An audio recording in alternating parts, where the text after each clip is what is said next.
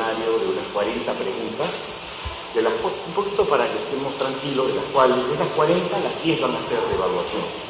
Vamos a desarrollar juntos 40 preguntas de gestión pública y 10 van a ser las que le van a pasar en evaluación. De tal manera que ustedes entran por el tema. No hay por qué tener tensiones, ¿ya? Tranquilos, nada. Lo importante no es hablar mucho, sino que las ideas estén bien claritas, ¿ya? Muy claras en estas pocas horas que tenemos, porque no es como editar un programa pues que dura 4 meses y medio. Entonces tenemos pues una variedad de clases, bastantes horas de clase, estamos hablando de 48, 72 horas de clase. No es lo mismo. De manera que no se trata de ingresar esas 72 horas de la maestría en 6 horas de clase, no se trata de eso. Eso es imposible, ¿ya? Por eso las ideas centrales. Pero bueno, vamos a empezar. A ver.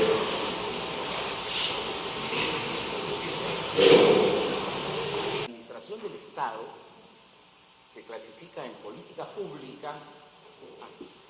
Se clasifica en política pública y gestión pública. Hemos comentado aquello. Y la pregunta podría ser, ¿y dónde observamos las políticas públicas? Entonces tenemos que ver la dimensión del territorio. Cuando el territorio es de carácter nacional, ¿okay? Territorio de carácter nacional, podríamos decir políticas públicas nacionales.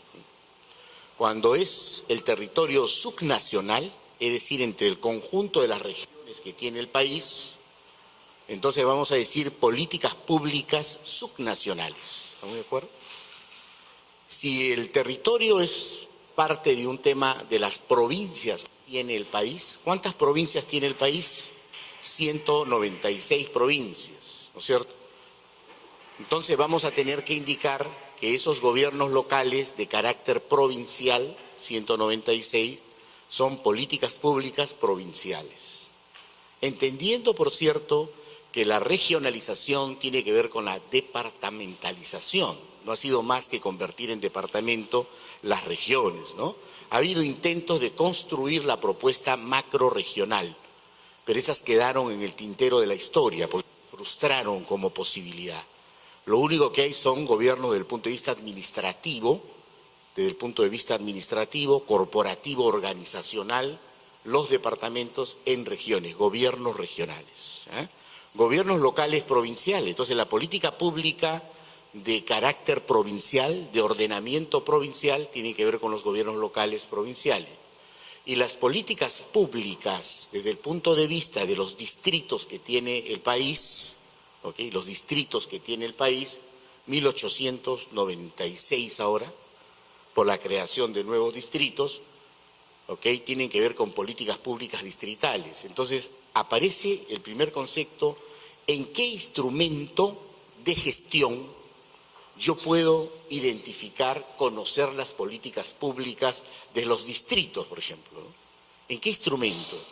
Comienzo a decirme, ¿en qué instrumento en este diálogo, en qué instrumento de planificación estratégica o de planificación en general puedo identificar las políticas públicas distritales? Entonces, ya, alguien por ahí podría decirme, ¿en qué instrumento de gestión puedo identificar las políticas públicas de orden provincial, de las provincias? ¿En qué instrumento de gestión puedo identificar las políticas públicas subnacionales, es decir, de las regiones del país? ¿Y en qué instrumento puedo identificar las políticas de Estado? Son aspectos básicos, centrales, pero determinantes, ¿no?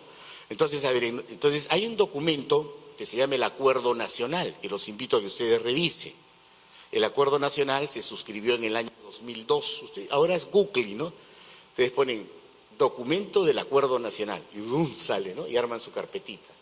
Entonces, bien, ahí están, por ejemplo, las 32 políticas de Estado. O sea, no de gobierno, porque las políticas de gobierno tienen un periodo que es un periodo quinquenal, cada 5 años, ¿no? Lo curioso es que las políticas de gobierno del presidente Ollanta nunca se dieron, ni las políticas de gobierno del presidente Kuczynski tampoco se han dado. porque las únicas políticas de gobierno que rigen los quinquenios salió en el año 2007 mediante el Decreto Supremo 027 en octubre del año 2007.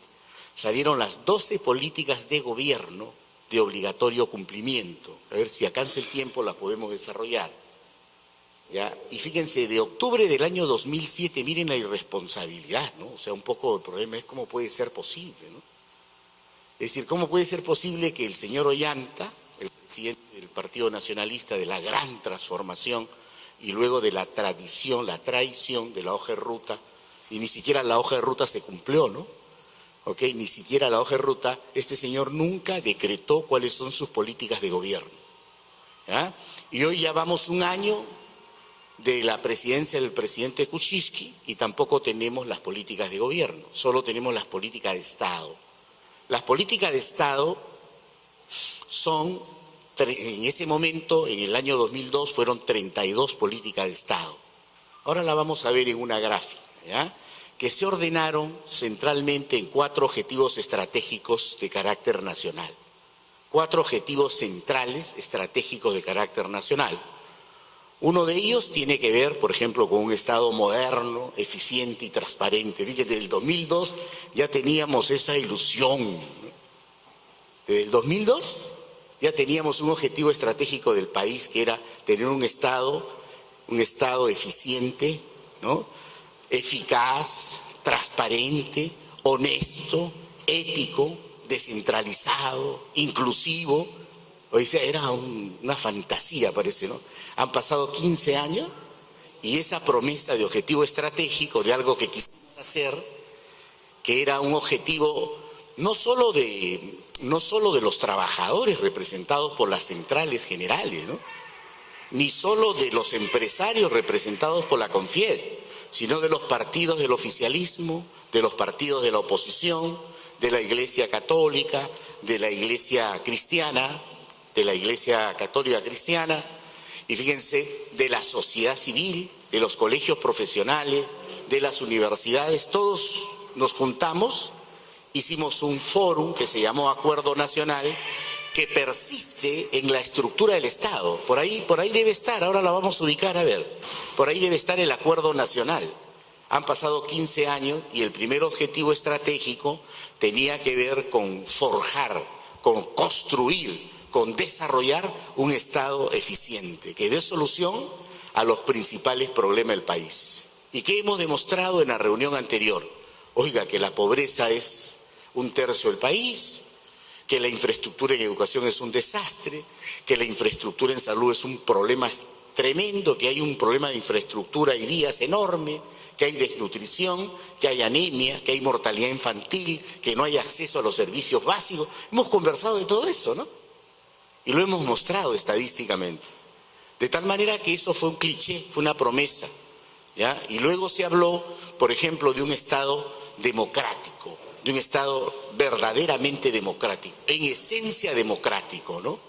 ¿Y qué es lo que garantiza? ¿Qué es lo que garantiza? Por eso idea central, concentrado en el tema. ¿Qué es lo que garantiza que un Estado sea democrático en esencia? Las instituciones, ¿no? Y sobre todo, fíjense ustedes, amigos, colegas, los partidos políticos. Si ellos son democráticos como institución, entonces la sociedad podría ser democrática. Podría ser, porque no solo se trata de que los partidos como principales instituciones sean democráticas, sino el conjunto de las instituciones de la sociedad civil. Pero refirámonos a los partidos. ¿En los partidos hay realmente democracia? Nunca ha habido democracia, ni le interesa que haya democracia. Las candidaturas que han salido para los representantes de los padres de la patria, los congresistas de la República, los gobernadores regionales, los alcaldes municipales provinciales, los alcaldes municipales distritales, los regidores, los miembros del Consejo Regional, todas las autoridades que se han elegido por elección popular, es decir, por nosotros hemos elegido al presidente. Y cuando habla parece que no estuviera en el Perú, ¿no? Acá es una barbaridad que la pachamanca es ¿de dónde? Y el ceviche es japonés y la pachamanca es árabe. Eso demuestra una situación alarmante de identidad nacional. Alarmante identidad nacional, ¿no es cierto? Entonces, fíjense ustedes, pero nosotros lo hemos elegido pues en el marco de esa democracia, de esa frágil democracia.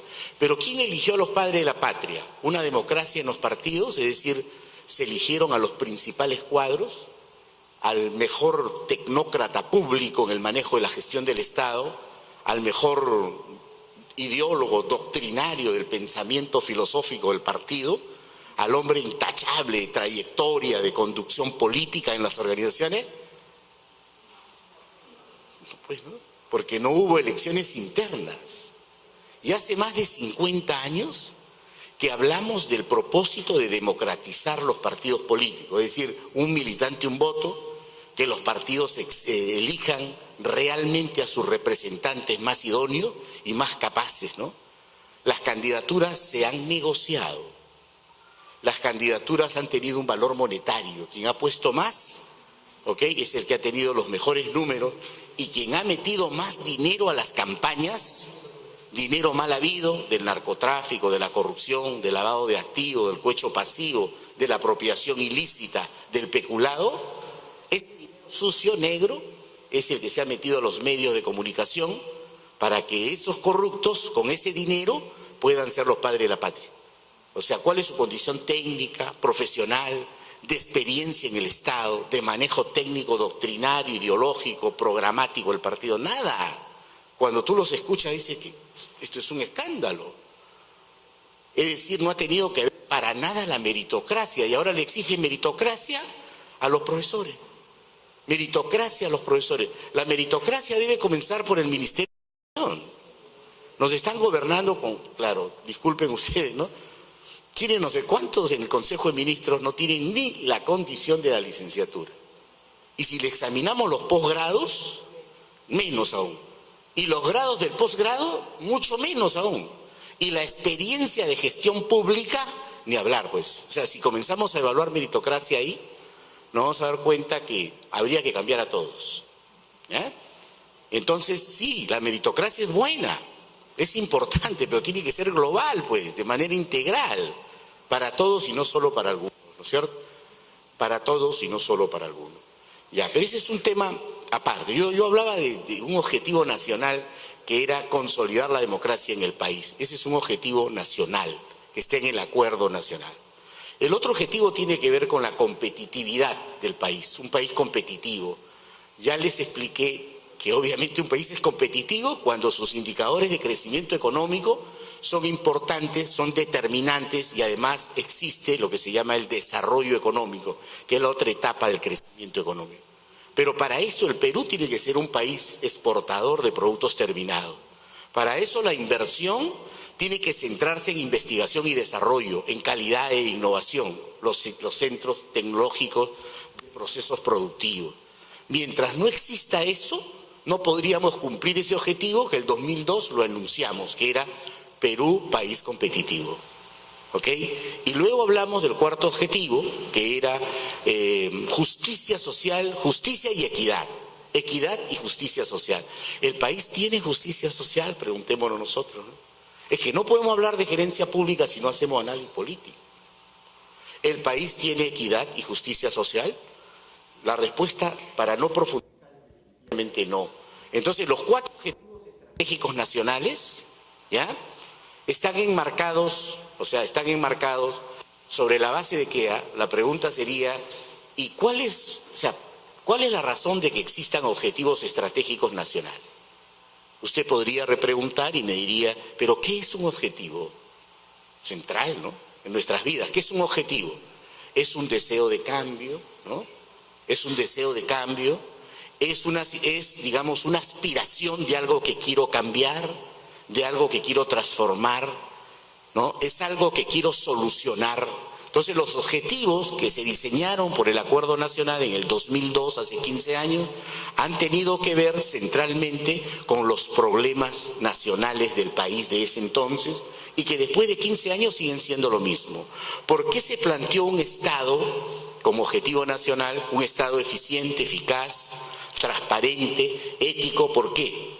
Porque había una crisis cuando ingresó el presidente Toledo, que resultó más corrupto a quien votó finalmente, ¿ya? O sea, había una crisis moral, ética, Había una tremenda crisis económica y una crisis moral en el país. Entonces había que formular un objetivo que le dé solución con políticas públicas de ese gran problema nacional que era la crisis económica, ¿okay? Y que además era el tema de la crisis moral en el país. ¿Cuál era el segundo problema? Que no existía equidad y justicia social en el país. Por eso que aparece un objetivo nacional, hacer del Estado del Perú un país, ¿no?, con justicia y equidad social. ¿Cuál era el tercer problema? Que no había una auténtica democracia, ¿no?, representativa, una democracia, vamos a decir, participativa, era integral en la elección de las autoridades. Entonces se planteó que el Estado debió ser un Estado como país democrático en esencia. ¿Y cuál era el cuarto problema nacional que se analizó en ese momento? ¿Cuál era? El cuarto problema nacional era que el Perú, por muchos años, por muchas décadas, era un país estrictamente solo exportador de materia prima y había que cambiar ese chip. Había que iniciar un cambio sustantivo con un objetivo. Por eso que el objetivo nacional fue Perú, país competitivo. Entonces, frente a problemas, hay planteamiento de soluciones. ¿Cuáles? Los objetivos estratégicos nacionales.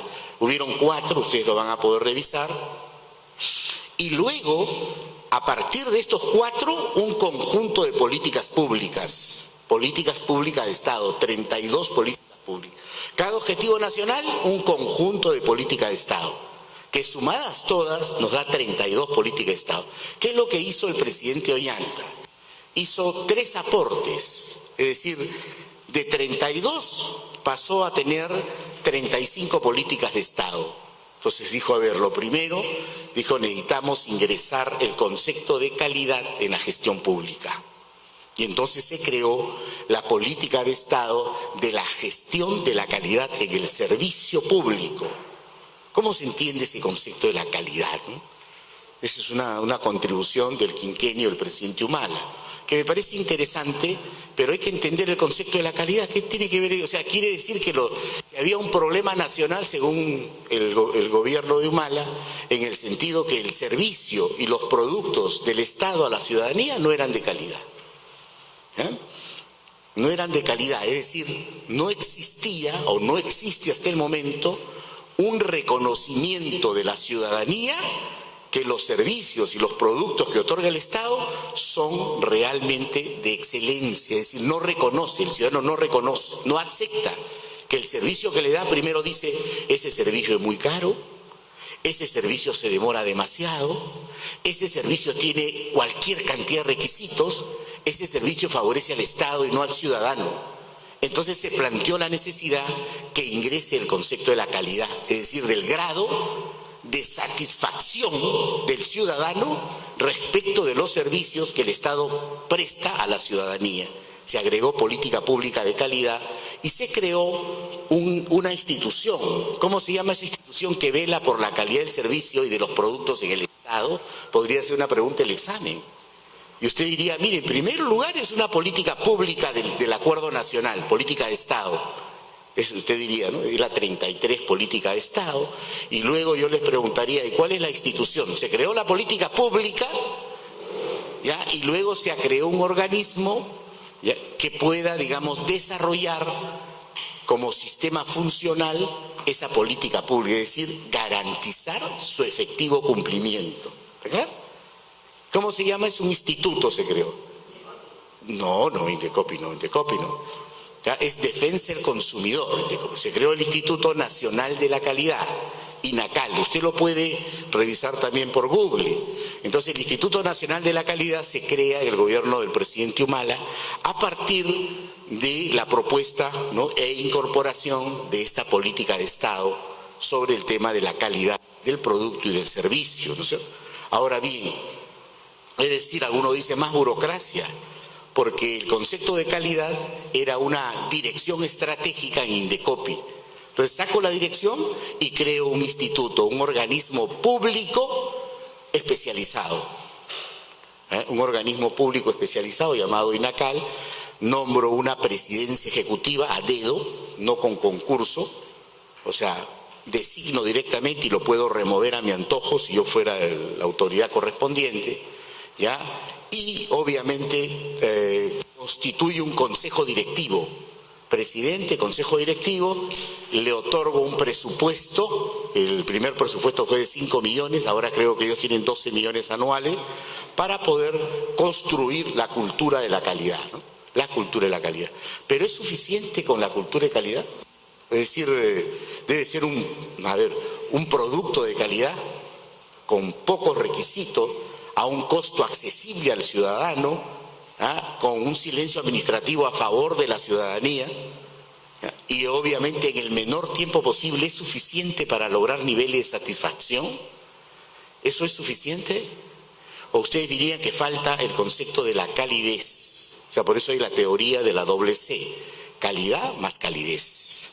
¿Y cómo es ese tema de la calidez? El tema de la calidez es el grado de interrelación entre el representante del Estado en las diferentes instituciones públicas y ¿quién? Y el ciudadano, ¿no? Es como que vienen a pedir aquí información sobre la maestría, el doctorado, los cursos, y usted le dice, acá está, y le tira el ¿cómo se llama? El díptico, el tríptico, ¿no? Si usted quiere más información, léalo, señor, ¿no? ¿Ok? Estoy ocupado, disculpen, ¿no? ¿No es cierto? Déjeme, o sea, no, estoy ocupado y miras tu pantalla, te haces el importante, estás haciendo un informe técnico, ¿no? Ni siquiera lo miras, menos lo saludas, menos le sonríes, menos le estrechas la mano, peor aún, jamás le das un abrazo, ¿no? Y le dices qué gusto de poder atenderlo, hace un placer, una satisfacción, es un enorme privilegio, ¿no? Venga usted cuantas veces quiera, etc. Ese grado de interrelación se llama calidez, que eso hay en otros países de manera extraordinaria, ¿no? Entonces, esa, digamos, interrelación Estado-ciudadano se debe dar con el concepto de la calidad y el concepto de la calidez. Entonces falta una política pública respecto de la calidez en el servicio. Entonces se preocuparon de la calidad. Es como el tema de la teoría de la AA, que es importante que la tengamos siempre presente en nuestras vidas. Una cosa es una actitud con P. ¿Cómo es la actitud con P?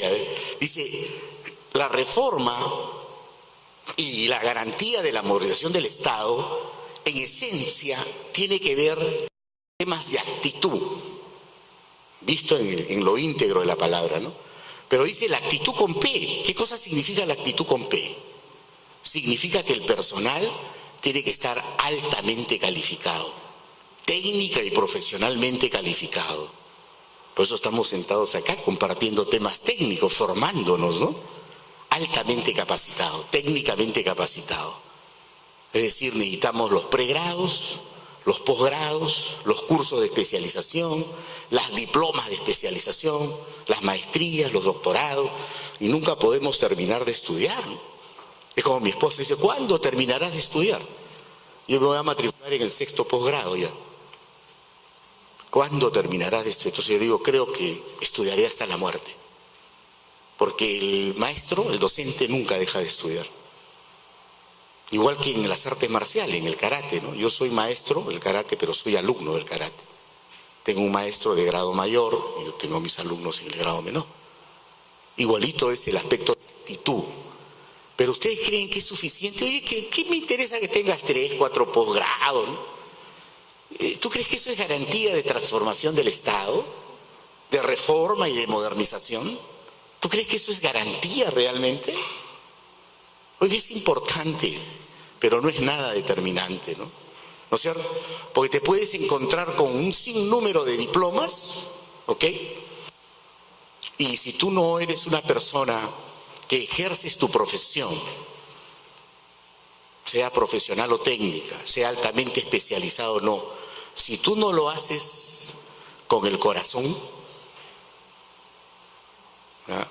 Si tú no lo haces con el sentimiento, o sea, no sirve para nada.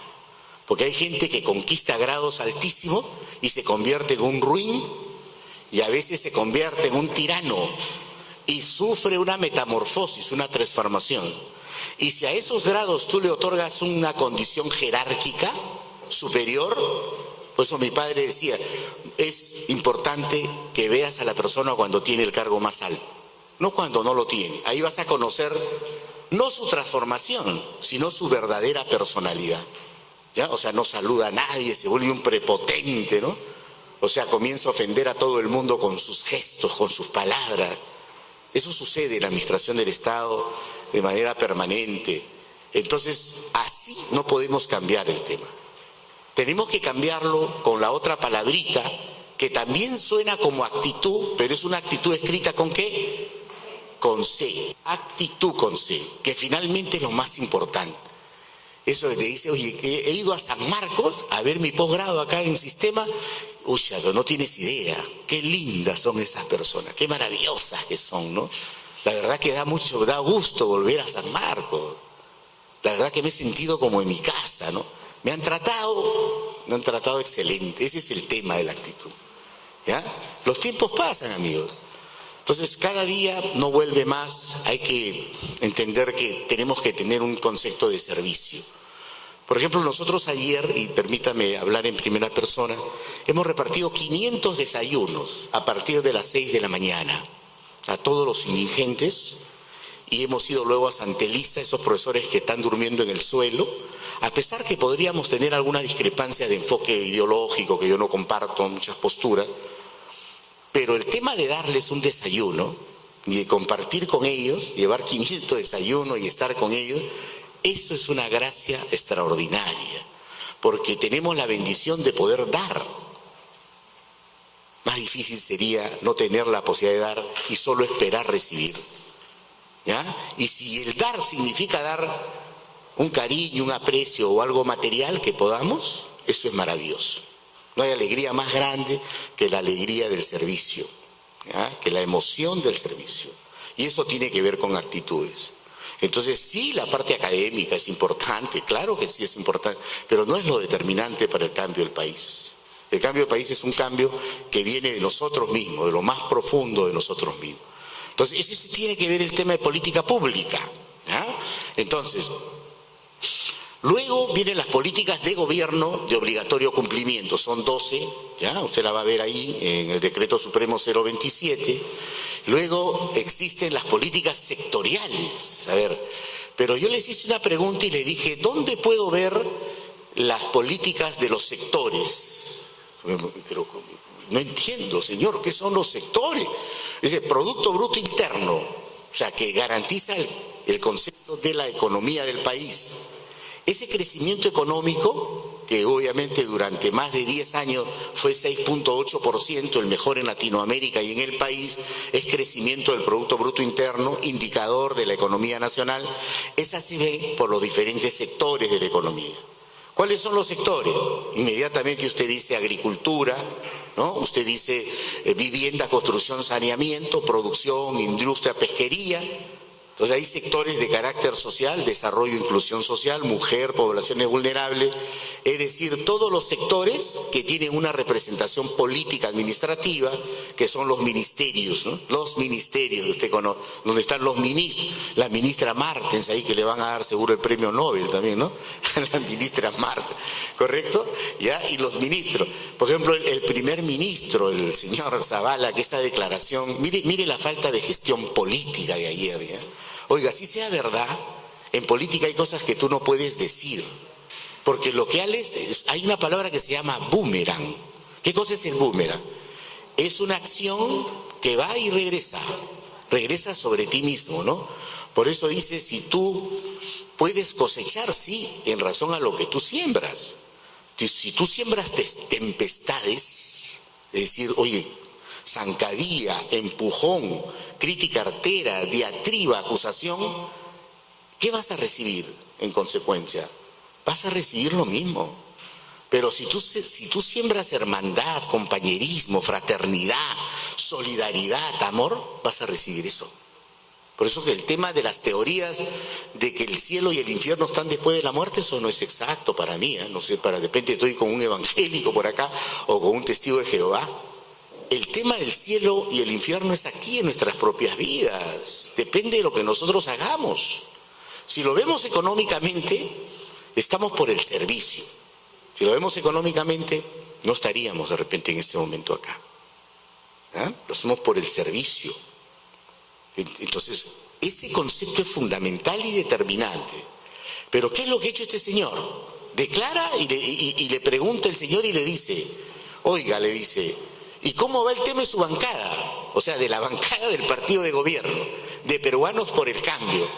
Y él dice una situación que demuestra una crisis de manejo de gerencia política.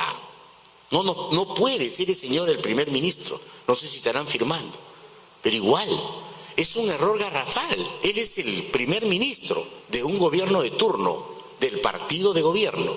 Él dice, no, lo que pasa es que hay dos sectores, dice. Un sector que es del partido de gobierno, de 10 congresistas que nunca viene a las reuniones del Ejecutivo. Es como si fuera otra bancada. Y otra bancada que no son del partido de gobierno, que sí trabaja directamente con nosotros. Señor, ¿qué está diciendo?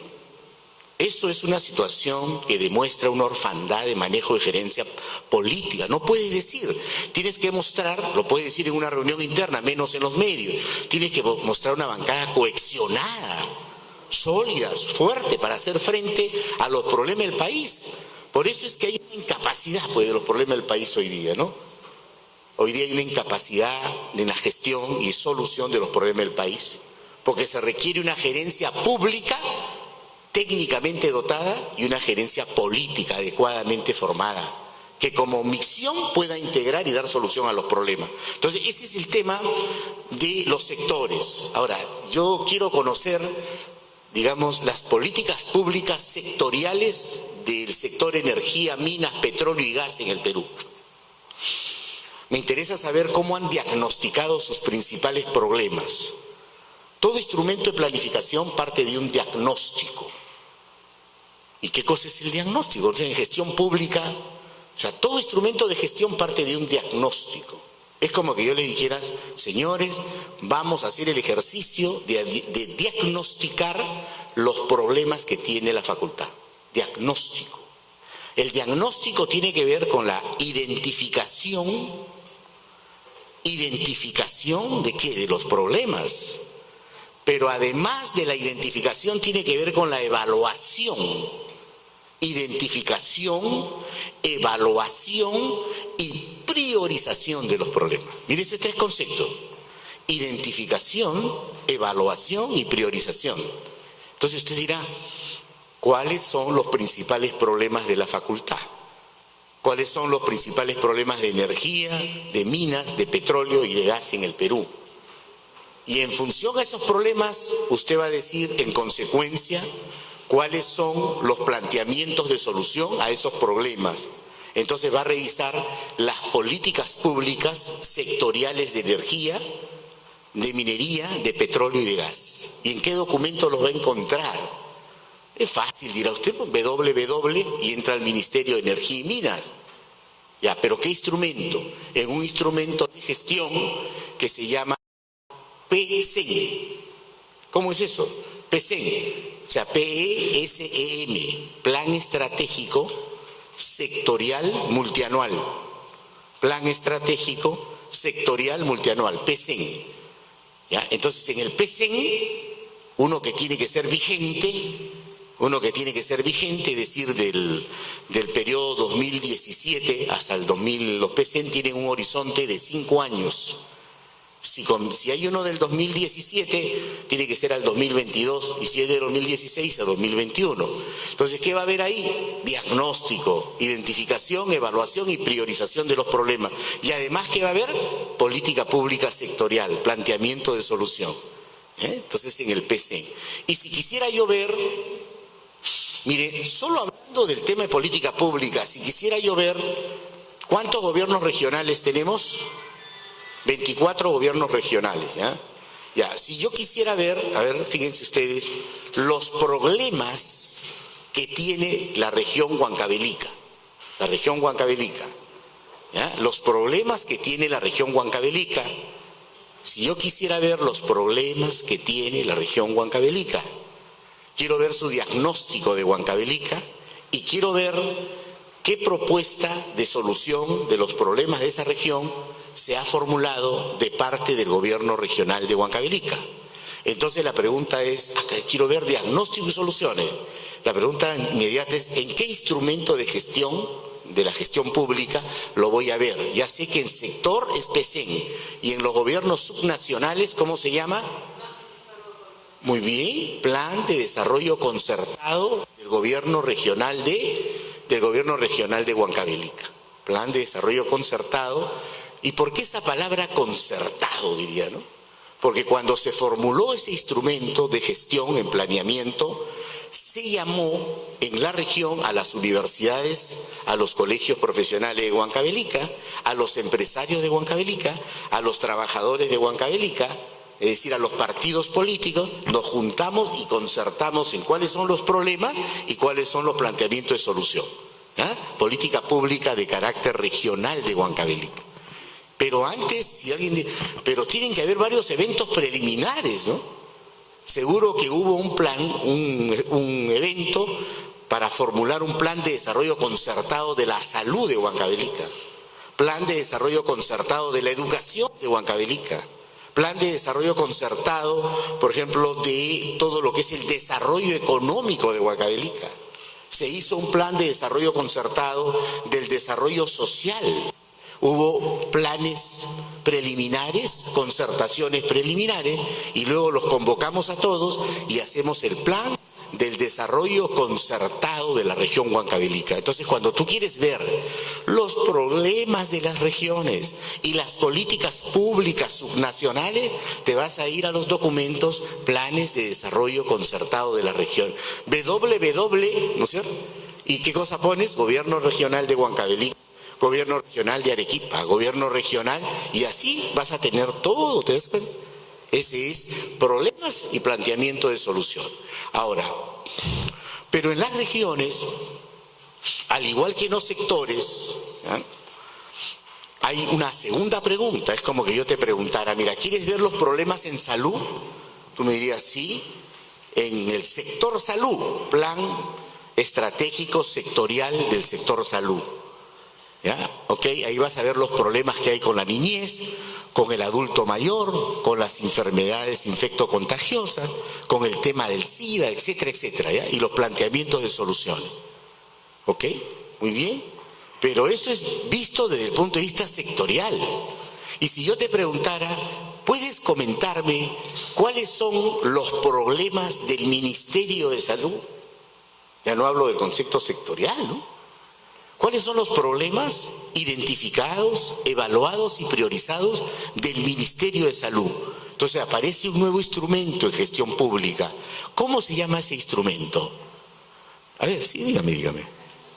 Plan estratégico, ¿no? Ya no digo sectorial, plan estratégico del Ministerio de Educación.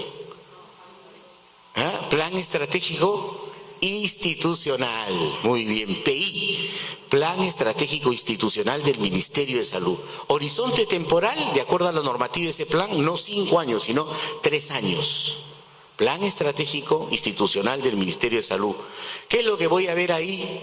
Voy a ver, sí, un diagnóstico de sus problemas, pero también un planteamiento de qué, a ver, de su visión de desarrollo estratégico. ¿Cómo queremos ver al Ministerio de Salud en el año 2019? ¿Cómo queremos vernos? ¿Cómo queremos que nos mire la ciudadanía? ¿Cuál es nuestro contexto, digamos, prospectivo del desarrollo del Ministerio al 2019? Esa es la propuesta de la visión del desarrollo del Ministerio. Igual el plan de desarrollo concertado, igual el plan sectorial multianual, PECEN de educación, tiene una visión del sector. El PECEN de salud tiene una visión del sector salud. Y el plan estratégico institucional del Ministerio tiene una visión del desarrollo institucional del Ministerio. ¿Dónde está la diferencia? En el concepto de la misión. En el tema de la misión. ¿Qué cosa es una misión? ¿Tú tienes una misión en tu vida? Oiga, tú has nacido con un propósito, ¿no? Tú has nacido para cumplir un rol. Tú has nacido porque tienes que hacer algo en la vida. Tenemos que trascender, ¿verdad? Porque ¿cómo nos recordarán cuando nos toque ir hacia la otra vida? ¿Cómo recordarán a Juanito Peri, acá trabajador, profesor de la universidad, ¿no? ¿Cómo quieres que te recuerden? Entonces tienes que ver, oye, ¿cómo quiero que me recuerden, ¿no? Como un maestro como un amigo, ¿no? Con alguien en quien pueden confiar, como alguien que puede dar un consejo, como alguien que puede orientar, o me recuerden en la otra faceta que no deseamos para nada, ¿no? Entonces la misión es la razón de ser. La misión, es decir, es el propósito, la razón de ser, la guía de acción. ¿Por qué existo? ¿Para qué existo? ¿Por qué existo? ¿Para qué existo? Misión. Entonces, el Ministerio de Educación, el Ministerio de Energía y Minas, el de Vivienda, Construcción y Saneamiento, el de Transportes y Comunicaciones, ¿ya? Tiene una misión de ser, una razón de existencia. La misión es en el tiempo presente, la visión es prospectiva, es en la parte del futuro. Entonces, el Ministerio de Salud sí tiene una misión y la puedes ver en el Plan Estratégico Institucional. El Plan Sectorial Multianual, es decir, el sector PECEN y Plan de Desarrollo Concertado para las regiones. Si tú quieres ver la visión y la misión del gobierno regional de Huancavelica, lo vas a buscar en su página, pero ¿qué instrumento vas a ver? Plan Estratégico Institucional del gobierno de Huancavelica. ¿Ya? Pero ese gobierno regional de Huancavelica tiene visión, pero ¿cuál es su misión en su plan de desarrollo concertado? Cuando lo ves desde el punto de vista del territorio, de la geografía y de la georreferenciación, no vas a encontrar la misión. Vas a encontrar de frente visión del desarrollo del gobierno regional de Huancavelica. ¿Ah? Ahora bien, los planes de desarrollo concertado, como su nombre lo indica, existe para los gobiernos subnacionales, para los gobiernos locales provinciales y para los gobiernos locales distritales. Los centros poblados están haciendo también planes de desarrollo concertado desde el punto de vista de su territorio. Pero tanto los centros poblados, las municipalidades, provinciales y distritales y los gobiernos regionales, además de tener sus planes de desarrollo concertado, que son del punto de vista del territorio, tienen su plan estratégico institucional, que es desde el punto de vista corporativo, desde el punto de vista institucional, desde el punto de vista administrativo, corporativo, institucional, administrativo, plan estratégico institucional. Y desde el punto de vista del territorio, la geografía, la georreferenciación, plan estratégico de desarrollo concertado. ¿Ya? Y ahí encontrarás en los planes de desarrollo concertado de las regiones, de las provincias y los distritos, encontrarás política pública. ¿Ya? Política pública sectorial para los PECEN y para los planes de desarrollo concertado, política pública provincial, distrital y centro poblado. Entonces, lo que se requiere en el país es el proceso de articulación de las políticas públicas. Caramba, ¿cómo es ese tema del proceso de articulación de las políticas públicas? ¿Qué significa? A ver, ¿qué significa el proceso de articulación de las políticas públicas? Es decir, que debe haber un planeamiento maestro, estructuralmente hablando. ¿Quién es más grande? O sea, se supone, yo comienzo a pensar, si yo estoy en el distrito, vamos a decir en Lima,